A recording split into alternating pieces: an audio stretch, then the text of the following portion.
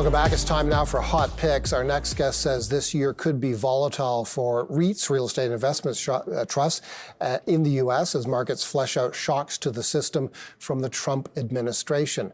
Let's talk about it with Jay Kornreich. He's Vice President of Equity Research covering real estate and investment trust for Wedbush. Jay, thanks a lot for joining us. You've got three picks that we'll talk about in just a moment. But first of all, what is the macro backdrop like right now for the real estate investment trust? 2 points I'd like you to address. One, the Trump administration and all the change it's bringing. Two, the change in perception on where the Fed is going on rate cuts, where now the consensus call is only one cut in very late 2025. Yeah, thanks so much for having me on. As you mentioned, in the REIT industry, it's really pivotal for us to figure out where the 10-year is going. So, we're assessing what the Trump administration is doing with new policies. We imagine that there's going to be some natural volatility at the beginning as the market and the economy gets a sense of where things are ultimately going. And, as we're assessing that, we're certainly keeping an eye on inflation and what that ultimately means for the Fed. I think it's well known that there's an inverse relationship between interest rates and the REIT industry. And so we're really trying to track down what that ultimately means for REITs. And while there could be some volatility in the first half of the year, we do think that there could be stability and a good opportunity as we get into the second half.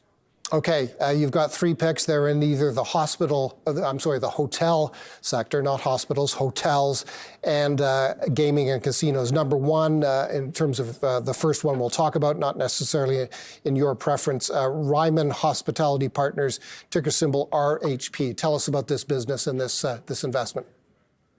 Yeah, absolutely. So Ryman Hospitality, as you said, ticker RHP. So they take a unique approach to the hotel business. They really focus on hotels that have 1,000 rooms plus as they cater to the group demand segment. And as we're hearing a lot of cautionary tone about the leisure customer and the transient hotel customer base, we're really focusing on the group demand providing more stability, as these group customers typically book a year and a half in advance. And that gives you cash flow stability to get a sense of how hotel performance should be looking out to the future with less volatility.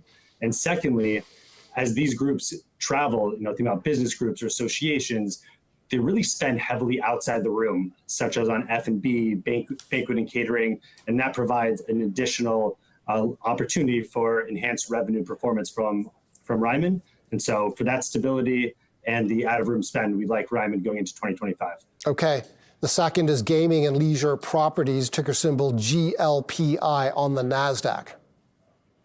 Yeah, so Gaming and Leisure Property Trust. So this is a hotel REIT that owns the physical casino real estate that houses name brand casinos like Penn National Gaming, Bally's, and they do long-term sale leasebacks with them, with the casino operators. And GLPI takes a unique approach. They don't focus on Las Vegas. They focus on the regional states such as Mississippi, Louisiana, and the casinos in these states, the real estate typically trades at a cap rate of 8% plus. So that allows for healthy deal spreads relative to a 10-year interest rate at 4.5%. And what we like about GLPI is there's already $1 billion of investment opportunity in 2025 where we have visibility into, largely them funding the development of Chicago's first commercial casino with Bally's, the casino operator. And so already penciling 4% earnings growth in 2025 on top of what we imagine will be additional acquisition opportunities and a 6.5% dividend yield. Again, this is another hotel or another REIT, this one in the gaming space that we like this year. Okay, and let's finish with Essential Properties Real Estate Trust, ticker symbol EPRT in New York.